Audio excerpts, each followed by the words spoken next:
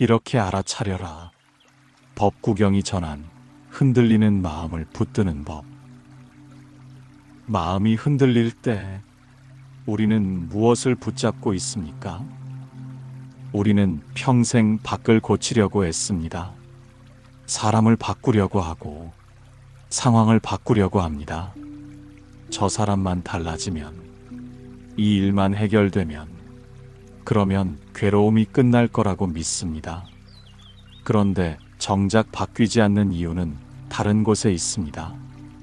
오늘 당신이 겪는 그 모든 불편함과 서운함, 그 뿌리를 함께 봅니다. 부처님께서는 마음을 먼저 보라고 하셨습니다. 바깥이 아니라 안을 보라고 하셨습니다. 오늘은 그 첫걸음을 함께 걸어보겠습니다. 모든 것은 마음에서 시작됩니다. 부처님께서는 법구경에서 이렇게 말씀하셨습니다. 모든 것은 마음이 앞서가고 마음이 주인이며 마음이 지어내느니라. 이 말씀이 처음 들리면 조금 어렵게 느껴질 수 있습니다. 마음이 지어낸다니, 그럼 괴로움도 내가 만든 것인가? 이렇게 생각하면 억울할 수도 있습니다. 하지만 이 말씀은 당신을 탓하는 게 아닙니다. 오히려 희망을 주는 말씀입니다. 왜냐하면 마음이 만든 것이라면 마음으로 바꿀 수도 있다는 뜻이기 때문입니다. 괴로움이 시작되는 자리를 알면 그 자리에서 멈출 수도 있습니다. 생각은 사실이 아닙니다. 어떤 일이 일어났을 때 우리는 그 일 자체보다 그 일에 대한 생각 때문에 괴로워합니다. 예를 들어 자식이 전화를 안 받았다고 해보겠습니다. 어떤 사람은 바쁜가 보다 하고 넘어갑니다. 어떤 사람은 나를 피하는구나 하고 마음 아파합니다. 어떤 사람은 무슨 일이 생긴 건 아닌가 하고 불안해합니다. 사건은 하나입니다.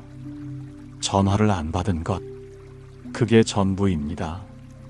그런데 마음이 거기에 의미를 붙입니다. 나를 피한다. 무슨 일이 생겼다. 이렇게 해석을 더합니다. 우리를 괴롭히는 건 전화를 안 받은 사실이 아닙니다. 마음이 붙인 그 해석입니다. 생각을 사실처럼 믿는 순간 괴로움이 시작됩니다. 하지만 생각은 생각일 뿐입니다. 사실이 아닙니다. 부처님께서는 법구경에서 이렇게 말씀하셨습니다. 생각이 일어날 때 그것이 생각임을 알라. 그러면 생각에 끌려가지 않느니라. 화는 올라오기 전에 이미 시작됩니다. 말이 거칠어지기 전, 표정이 굳기 전, 마음속에서는 이미 파도가 일어나고 있습니다. 가슴이 살짝 답답해집니다. 얼굴이 조금 뜨거워집니다. 호흡이 얕아집니다.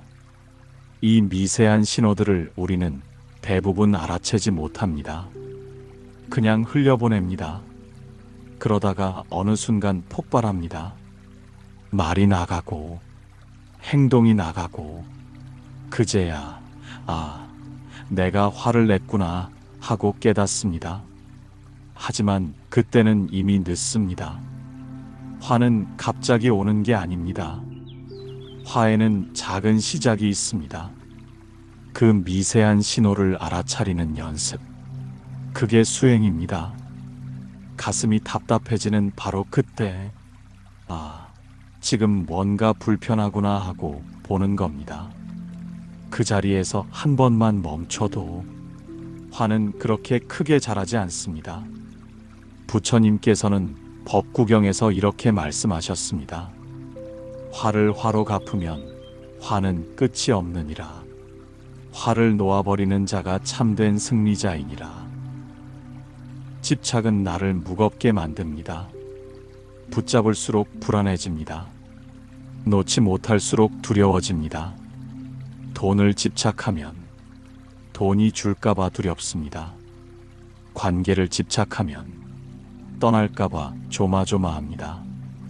건강을 집착하면 아플까봐 불안합니다.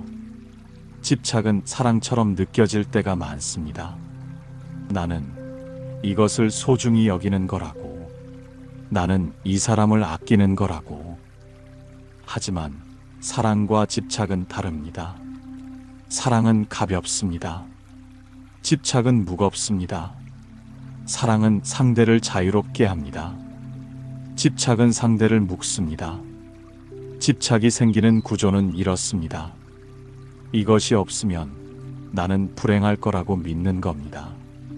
이것이 있어야만 나는 행복할 거라고 믿는 겁니다. 그 믿음 때문에 불안해지는 겁니다. 하지만 행복은 조건에 달려 있지 않습니다. 행복은 마음의 상태입니다. 부처님께서는 법구경에서 이렇게 말씀하셨습니다. 집착하는 자는 고통받고 놓아버리는 자는 자유로우니라. 서운함은 기대에서 자랍니다. 전화 한 통 없으면 서운합니다. 감사 인사 한마디 없으면 섭섭합니다. 내 마음을 몰라주면 외롭습니다. 이런 감정들 왜 생기는 걸까요? 그 뿌리를 들여다보면 기대가 있습니다. 나는 이렇게 해줬는데 상대방도 이 정도는 해줘야 하는 거 아니야 라고 생각합니다. 자식에게, 배우자에게, 친구에게, 세상에게 우리는 많은 것을 기대합니다. 이렇게 해줬으면, 저렇게 알아줬으면 그 기대가 클수록 마음은 쉽게 상처받습니다. 기대는 나쁜 게 아닙니다. 자연스러운 겁니다. 다만 그 기대를 내려놓을 수 있으면 마음이 조금 가벼워집니다. 상대가 내 기대에 맞춰주지 않아도 괜찮다고 받아들이는 겁니다. 그것은 사랑을 포기하는 게 아닙니다. 마음을 자유롭게 하는 겁니다. 반복되는 괴로움에는 이유가 있습니다. 비슷한 문제가 계속 생깁니다. 비슷한 갈등이 반복됩니다. 비슷한 사람한테 상처받습니다. 왜 이럴까요? 왜 또 이런 일이 생기는 걸까요? 부처님께서는 이것을 업이라고 하셨습니다. 업은 패턴으로 드러납니다. 내가 반응하는 방식, 내가 피하는 것들, 내가 화내는 지점, 이런 것들이 패턴입니다. 예를 들어 어떤 사람은 무시당하는 것에 유독 민감합니다. 조금만 소홀히 대해도 상처받습니다. 그건 과거에 무시당한 경험이 있기 때문일 수 있습니다. 그 상처가 아직 아물지 않아서 비슷한 상황이 오면 자동으로 반응하는 겁니다. 이 패턴을 알아차리면 반복을 끊을 수 있습니다. 아, 나는 지금 또 이 패턴으로 반응하고 있구나. 이렇게 보는 순간 자동 반응이 멈춥니다. 알아차림이 패턴을 끊는 유일한 방법입니다. 부처님께서는 법구경에서 이렇게 말씀하셨습니다. 같은 길을 반복하는 자는 같은 괴로움을 반복하느니라. 알아차림으로 길을 바꾸라. 멈추면 보입니다. 알아차림은 거창하지 않습니다. 특별한 시간을 내서 하는 것도 아닙니다. 지금 이 순간, 한 번의 숨, 한 번의 멈춤, 그게 전부입니다. 화가 올라올 때 한 번 멈춥니다. 불안이 밀려올 때 한 번 숨을 깊게 쉽니다. 그 짧은 틈, 그 순간에 알아차림이 일어납니다. 아, 지금 화가 나고 있구나. 아, 지금 불안하구나. 이렇게 느끼는 겁니다. 그냥 느끼기만 해도 됩니다. 없애려 하지 않아도 됩니다. 바꾸려 하지 않아도 됩니다. 알아차리는 것 자체가 이미 변화입니다.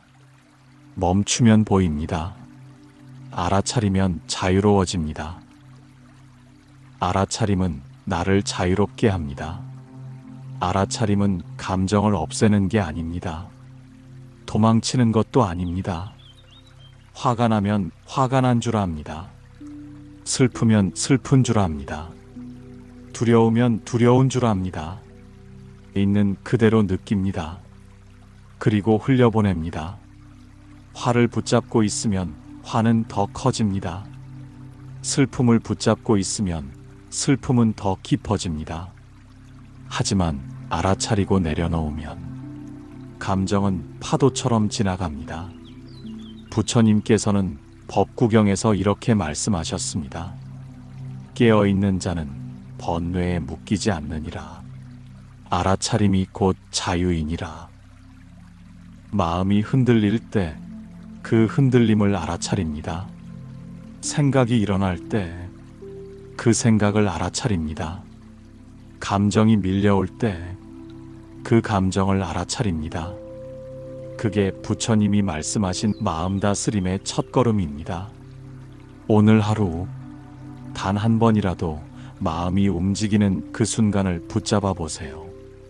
화가 올라오는 그 순간, 불안이 밀려오는 그 순간, 서운함이 생기는 그 순간을 알아차리는 것, 그것이 당신 인생을 바꾸는 첫걸음이 됩니다.